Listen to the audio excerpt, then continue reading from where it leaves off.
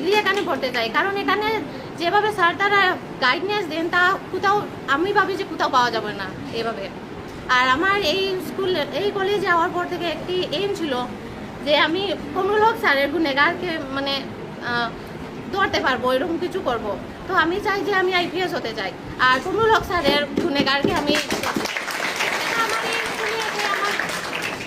এই স্কুলে এসে স্যার যখন কমরুল হক স্যারের কথা বলতেন তখন খুব মনে লাগতো।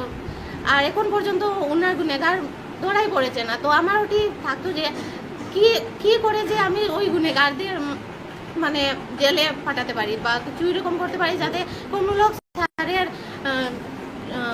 স্যারকে মতলব তিনি তো মারা গেছেন কিন্তু কিছু করা যাবে না, কিন্তু ওনার গুণেগারকে যদি আমি ধরতে পারি তখন নিজের মনে শান্তি পাবো, তার স্যারের আত্মাকেও শান্তি দিতে পারবো, এরকম ভাবি।